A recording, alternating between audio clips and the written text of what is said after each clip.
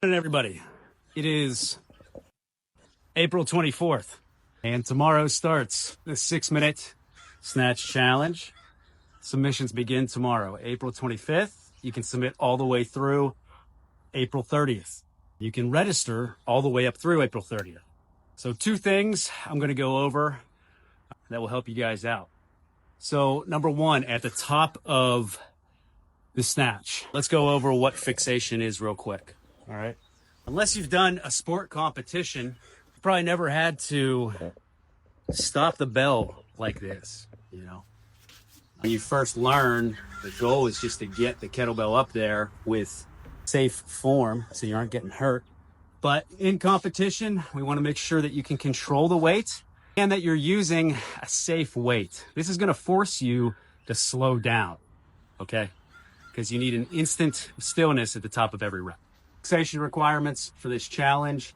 Let's start with the feet. All right, so both feet need to be planted on the ground. So if you come up to a rep and you go, whew, and for some reason one foot is up at the top of the rep and then you go back down, that's going to be a no rep. You can keep going. We're going to count all good reps, but that won't count. Those are the feet. Now on to the knees. If you get it up, but your knees are bent in any fashion, that's a no rep. Feet need to be down, knees need to be extended. The hips. Now, if your hips are bent, your knees are probably going to be bent too. Maybe you could have some weird deadlift thing going on. But if the hips are bent, knees are bent, it's a no rep. You need feet flat, knees extended, hips extended. Okay? Now, your elbow. Not everybody is going to get their elbow straight at the top. That's fine. This may be the top of your snatch. And that's okay. It'd be great if you showed us that at the beginning of the video. If not, don't worry about it. But so let's say this is your full extension of your elbow. On every rep, you must get the elbow this extended. If as the sets go on, you get up to like right here, but your max extension is here, that's a no rep. All right. So you don't need to have a perfectly vertical arm. You need to get to your maximum elbow extension on every rep, right? We did the feet on the ground, knees extended, hips extended. You locked out. Now let's talk about where the arm has to be. Switch hands here. So that arm, this bicep should be close to your ear, okay? If you come out here, that's a no rep. Up here, no rep. No rep. That's a rep. All right? You need to get as vertical as you can.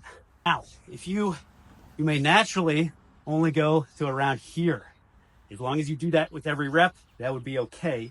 But you must go to your maximum in terms of getting that arm vertical. All right, we got the feet flat, we got the knees extended, hips extended, we got the elbow extended. We got to make sure that that arm is not out in front of the face. It's all the way back. Now at the top, there's no wobble of the kettlebell. Sometimes you get that little light bulb turn and wobble, you go right back down.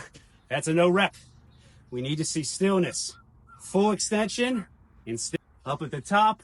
All right, my feet are flat, knees are extended, hips are extended, elbow fully extended, biceps by the ear, and that kettlebell is not moving. So there's no wobble, right? No rep, no rep. May have stopped there for an instant. You don't have to pause for any number of seconds. It just needs to be still for an instant.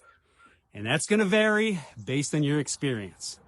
So if you're newer, expect it to take a few seconds for everything to settle and for your rep to count. In a live judging situation, in some areas, at the top of each rep, you must hold the top position until the judge gives you a good rep. So keep that in mind as you're doing this. And I want you to be successful. Please use the free athletes group on Telegram. Submit a lift beforehand. Give me 3 to 5 reps per arm, and I will tell you whether they are good counts or no reps. And I can even give you advice on how to improve your technique so that you can last the full 6 minutes. Remember, there's only one hand switch, right? So you can't put the kettlebell down, but you can only switch hands one time. All right, I wanted to cover fixation. It's a uncommonly, it's a new concept for many people, and it's applied differently based on who is running the event. For this event, we're doing a strictened fixation. Feet need to be flat, knees need to be extended, hips need to be extended. Bicep needs to be by your ear, as vertical as you can get that arm. Elbow needs to be as extended as you can get it. This is okay if this is your max. You just can't lower on the subsequent reps. You must hit your max, and the kettlebell cannot be wobbling at the top. If it does wobble, it needs to pause. We need to see stillness at the top of every rep. So can't go that fast. All right. If you're clocking around 22 or 23 reps per minute, it's going to be hard to get full fixation at the top of every rep. All right.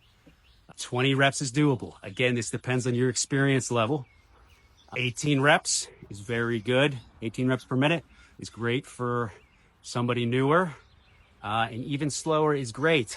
Use this challenge against yourself, right? This is your benchmark to see where your kettlebell snatch skills are at this point in time. Come back to it in a few months, see where you're at. If you have any questions, don't hesitate to DM us at kettlebellevents.com on Instagram, or Kettlebell Collective on Instagram, or send me an email, info@kettlebellcollective.com.